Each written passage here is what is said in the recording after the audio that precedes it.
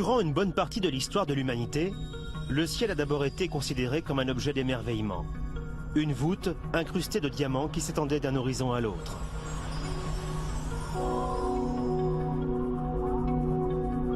Avec une telle perspective, nos ancêtres ne pouvaient avoir la moindre idée de la véritable profondeur de l'univers. Quel que soit l'endroit où leur regard se posait, toutes les étoiles paraissaient se trouver sur le même plan.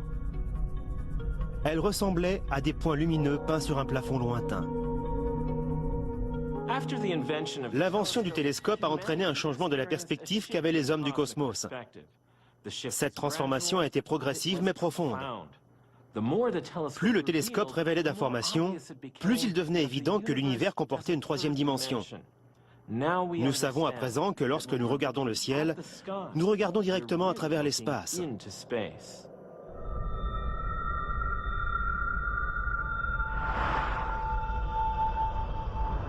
Le télescope spatial Hubble est le moyen idéal pour sonder les profondeurs de l'univers. Juché au-delà de l'atmosphère terrestre, il peut observer les objets aussi bien lointains que proches avec une fabuleuse précision.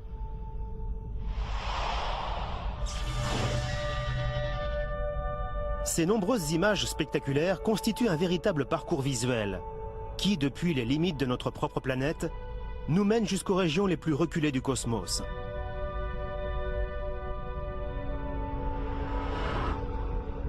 Le voyage commence par un tout petit pas, avec un satellite de la Terre assez gros pour être considéré comme sa sœur jumelle.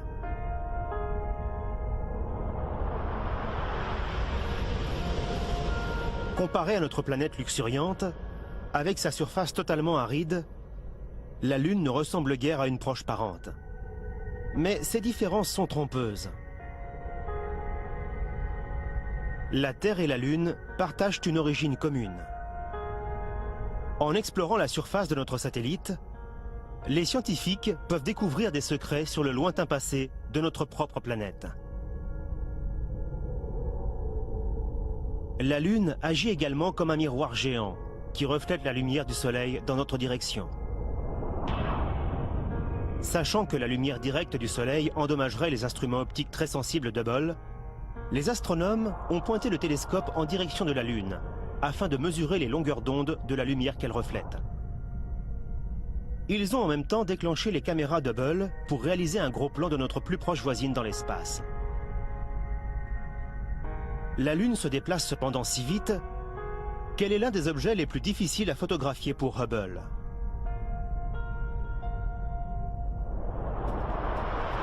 Après avoir effectué un petit bond, nous nous retrouvons un peu plus loin dans le système solaire interne pour observer, avec des couleurs artificielles, l'atmosphère de Vénus.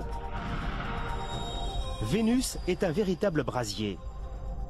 Sa surface, qui est suffisamment chaude pour faire fondre du plomb, est enveloppée de denses nuages d'acide sulfurique. A l'inverse, Mars est un désert de couleur rouille qui pourrait encore héberger de l'eau liquide sous sa surface. L'homme y découvrira peut-être un jour des traces d'une ancienne vie microscopique extraterrestre.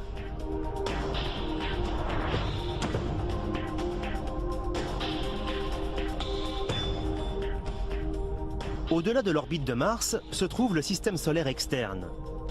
On entre ici dans la région des géantes gazeuses, en commençant par Jupiter, la plus grande de toutes. Jupiter n'est pas une planète solide, mais un immense globe constitué d'hydrogène liquide et d'hélium, dont la taille dépasse plus de 300 fois celle de la Terre. Hubble nous offre une image d'une netteté incroyable de l'atmosphère multicolore et extrêmement agitée de Jupiter.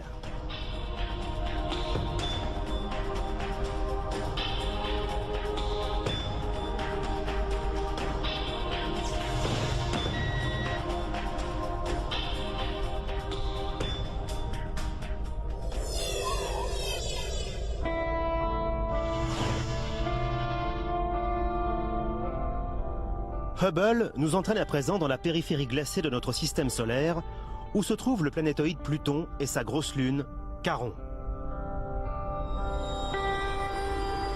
Pluton est si éloigné qu'aucune sonde planétaire ne l'a encore survolé. Mais en 2005, les astronomes ont découvert, grâce à Hubble, que Pluton comptait 2 autres lunes plus petites. Elles portent aujourd'hui le nom de Nix et Hydra.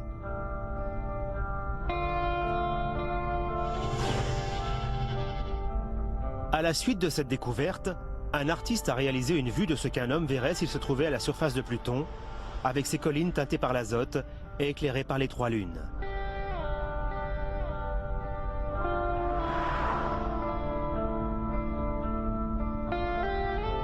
À une aussi longue distance du Soleil, il n'y a plus assez de lumière pour voir ce qui se trouve au-delà de Pluton.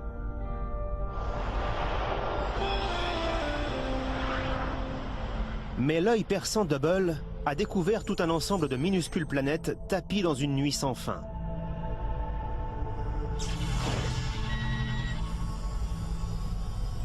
C'est la meilleure image d'Eris dont nous disposons. Cette planète de glace est plus grosse que Pluton et 2 fois plus éloignée.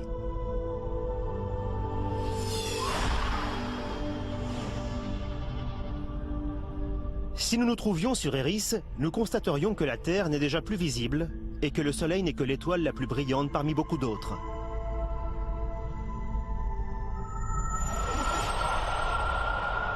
Nous commençons maintenant à prendre réellement conscience de l'étendue de notre univers tridimensionnel. À mesure que nous nous éloignons, après avoir traversé le grand océan de l'espace interstellaire, nous constatons que notre système solaire fait partie d'un ensemble 1 million de fois plus vaste. Une grande métropole étoilée qu'on appelle la galaxie de la Voie lactée.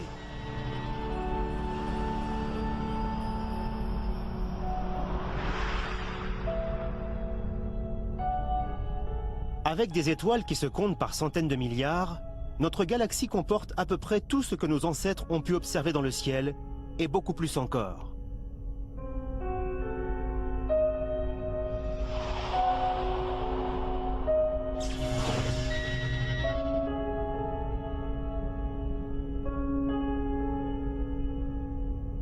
Comparées à notre Soleil, certaines étoiles de la Voie lactée sont des géantes lumineuses nichées dans d'épais nuages de gaz et de poussière, où elles ont récemment vu le jour.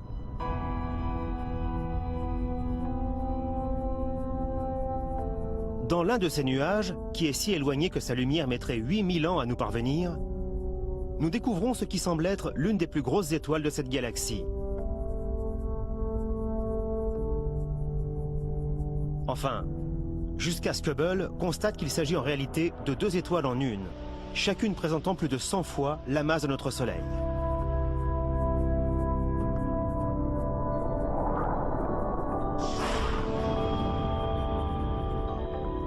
À l'autre extrême, Hubble détecte une minuscule naine rouge dont la lumière est si faible qu'elle brillera encore pendant 1 billion d'années.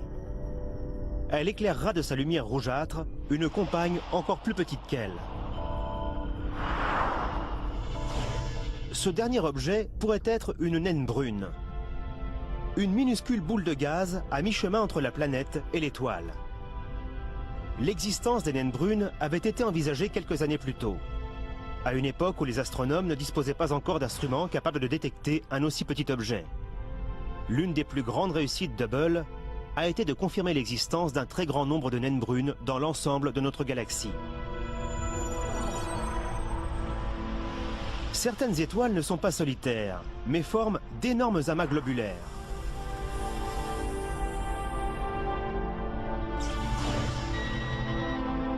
Rappelant un nuage de lucioles luminescentes, l'amas globulaire baptisé M80 n'a pas manqué d'attirer l'attention d'Hubble.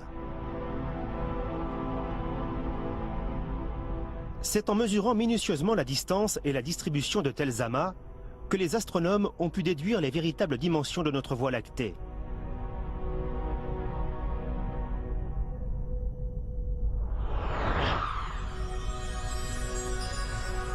Nous savons maintenant que c'est une grande spirale. Ce disque tourbillonnant composé d'étoiles, de gaz et de poussière est tellement immense que la lumière met 100 000 ans à le traverser.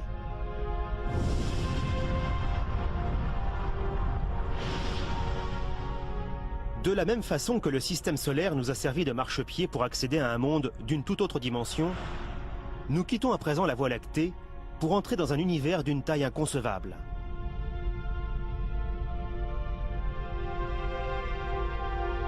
Voici l'univers que nos ancêtres, avec leur perspective bidimensionnelle du ciel, ne pouvaient pas percevoir. Un univers peuplé de dizaines de milliards de galaxies qui sont aussi magnifiques que diverses.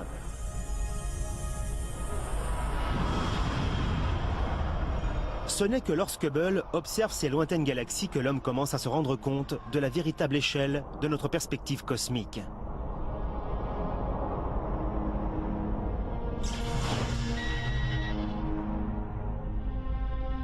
Derrière chaque grande galaxie, Hubble découvre non pas du vide, mais un couloir sans fin, où se succèdent de plus en plus de galaxies, s'étendant jusqu'aux limites de ce que nous pouvons percevoir.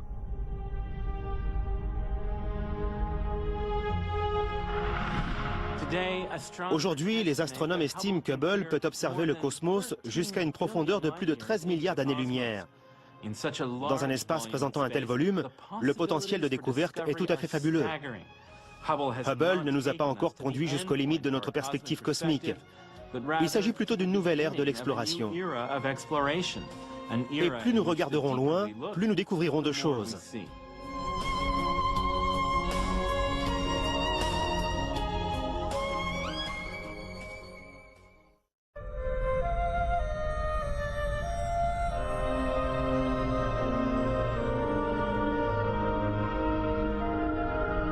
Le champ d'activité du télescope est l'espace.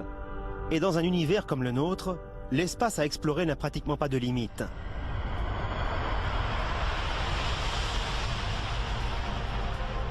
Parce qu'il peut voir très loin dans l'espace, le télescope Hubble apporte une nouvelle dimension à notre perception du cosmos. La dimension temporelle.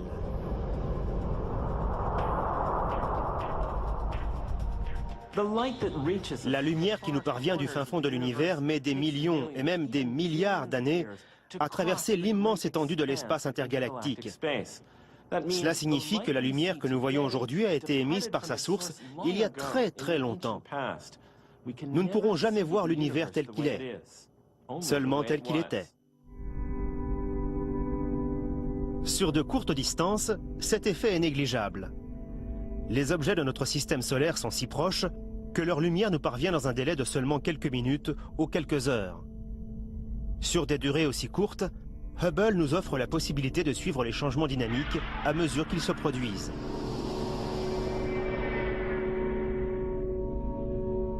Il photographie ici une comète en pleine désintégration. Les comètes passent la majeure partie de leur vie dans la banlieue glaciale de notre système solaire. Mais dès qu'elles s'approchent du Soleil, le changement de température a pour effet d'engendrer une pression extrême sur leur noyau glacé. Ce phénomène provoque ici la destruction totale de la comète. En 1992, la comète Shoemaker-Levy 9 a connu le même sort après avoir frôlé la planète Jupiter.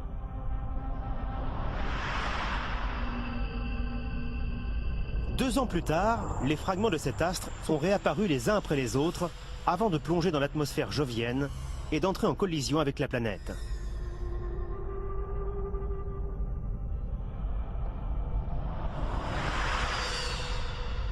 Sur ce cliché de Jupiter, réalisé dans l'ultraviolet durant la semaine de la collision, la couleur des puissants tourbillons de son atmosphère est atténuée. Une petite tache sombre apparaît en haut. Il s'agit en réalité de l'ombre projetée par Io, une lune qui orbite autour de Jupiter. Dans l'hémisphère sud de cette planète, Hubble découvre une série de taches formant une ligne en pointillé. Ce sont les endroits où les fragments de la comète Shoemaker-Levy 9 se sont écrasés tour à tour, alors que la planète continuait de tourner sur elle-même. La teinte foncée de ces taches s'explique par le fait que la poussière projetée dans la haute atmosphère de Jupiter absorbe les ultraviolets.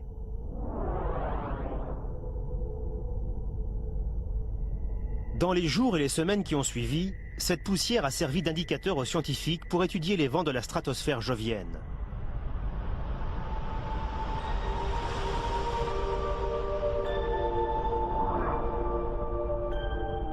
Au-delà de notre système solaire, l'univers que nous observons n'est plus celui du moment présent. La plupart des étoiles et des nuages de gaz lumineux que nous montre Hubble se trouvent à des milliers d'années-lumière de nous. Cela signifie que nous les voyons tels qu'ils étaient il y a maintenant des milliers d'années.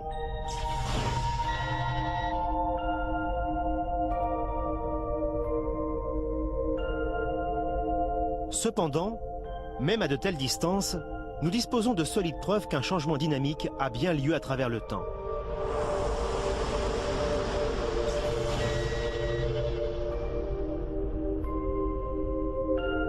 Cette incroyable image d'Hubble est la plus belle photographie jamais prise de la nébuleuse du Cône. C'est une colonne sombre et froide, composée d'hydrogène gazeux au sommet brillant. Ce rougeoiement est dû à la lumière ultraviolette émise par une étoile située juste au-dessus de la limite supérieure de la photographie d'Hubble.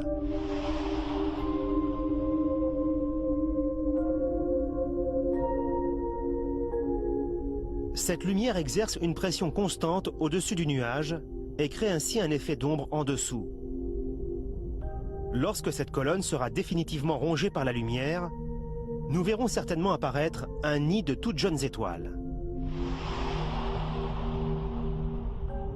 Étant donné que nous voyons cette nébuleuse telle qu'elle était il y a très longtemps, elle a entre-temps subi de nombreuses transformations qu'il nous reste à observer.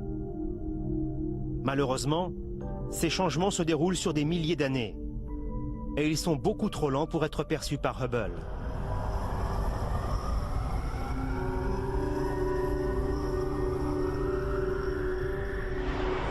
Le télescope peut cependant voyager à travers le temps d'une manière différente.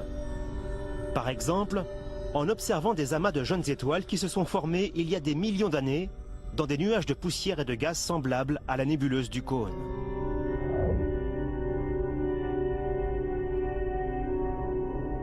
En étudiant de plus grandes portions du ciel, Hubble a également la possibilité de couvrir de bien plus longues périodes.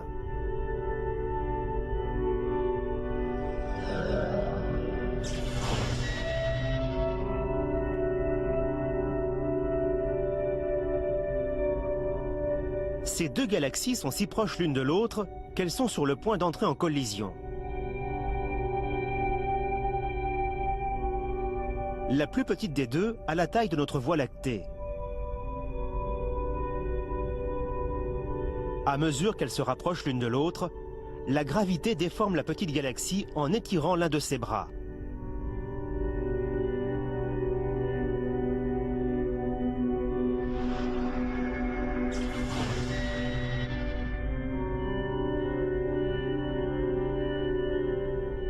Ce début de collision des deux galaxies, que les astronomes ont baptisé les souris, a engendré deux longues traînées de lumière bleue. Il s'agit en réalité de deux flots d'étoiles s'échappant des galaxies où elles ont vu le jour. Les souris s'éloignent à présent l'une de l'autre, après s'être frôlées il y a 160 millions d'années. La gravité ralentira leur séparation, et elles se rapprocheront à nouveau pour finir par fusionner.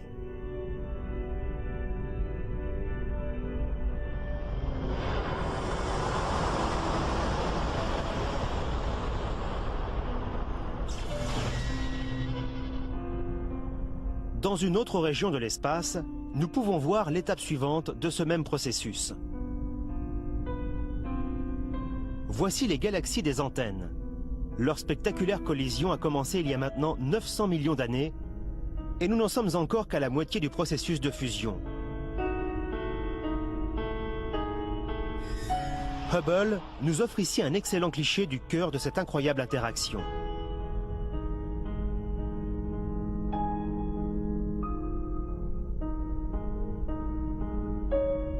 Alors que les étoiles de ces deux galaxies peuvent se croiser à grande vitesse sans se rencontrer, nous constatons que quelque chose de différent s'est produit avec leur poussière et leur gaz.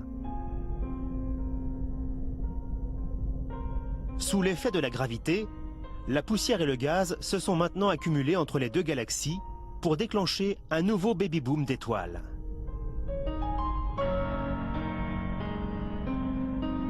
Cette photo d'Hubble fait apparaître un lacis de lumière rose vif. Cette couleur révèle tout simplement la présence d'hydrogène gazeux qui illumine les nurseries où les nouvelles étoiles voient le jour. Nous découvrons également parmi elles de tout nouveaux amas comptant un grand nombre d'étoiles bleues, qui n'émettent de la lumière que depuis peu de temps.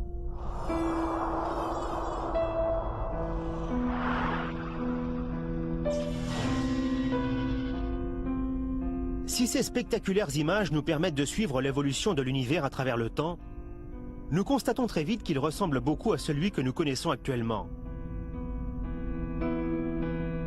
En effet, si Hubble nous plonge dans le passé lorsqu'il capte la lumière de ces lointaines galaxies, il ne fait que scruter l'histoire récente de notre univers. Cependant, à l'arrière-plan, nous observons des traces nettement plus anciennes. Ces traces datent d'une époque où l'aspect de l'univers différait beaucoup de celui d'aujourd'hui.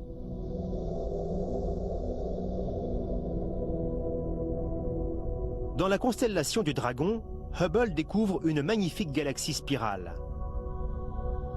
La lumière de cette galaxie, qui ressemble beaucoup à notre propre galaxie, la Voie lactée, a mis 80 millions d'années à nous parvenir. 10 fois plus loin, Hubble détecte cette fois un quasar. Cet objet fait lui aussi partie d'une galaxie. Mais la lumière de celle-ci est trop faible pour apparaître sur cette photo. Et on ne voit que son cœur.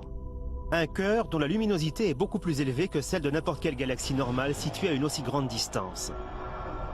Les quasars datent des débuts de l'histoire de l'univers, une période où les trous noirs supermassifs qui occupaient le centre des jeunes galaxies libéraient de phénoménales quantités d'énergie. Hubble se comporte ici comme une machine à remonter le temps et nous donne l'occasion de découvrir une époque depuis longtemps révolue.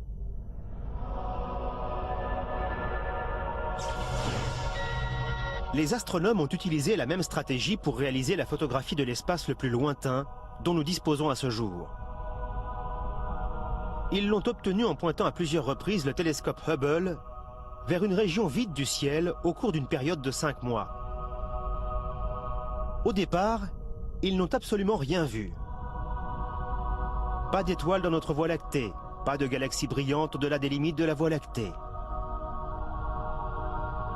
Et puis, peu à peu, une image a commencé à se former. L'image de milliers de galaxies situées aux confins même de notre horizon cosmique. Nous sommes ainsi remontés plus de 10 milliards d'années en arrière. Tel un fossile vivant, cette image révèle à quoi ressemblait l'univers peu après le Big Bang, au début de la formation des étoiles et des galaxies.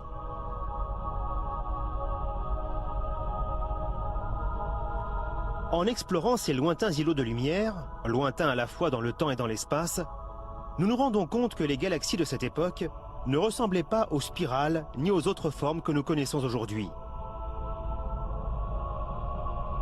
Elles étaient plus petites, plus poussiéreuses et beaucoup moins stables. Ces galaxies étaient le résultat d'une construction cosmique dans laquelle la gravité engendrait de plus grands ensembles à partir de petits éléments. Les astronomes devaient jusqu'ici se contenter de deviner de quelle manière l'univers tel que nous le connaissons avait pu se former. Aujourd'hui, grâce à Hubble, ils peuvent enfin observer ce processus en pleine action en effectuant un aller-retour du présent au passé. Avec Hubble, le temps a pris l'apparence d'un paysage qui s'étend devant nos yeux et le voyage ne fait que commencer.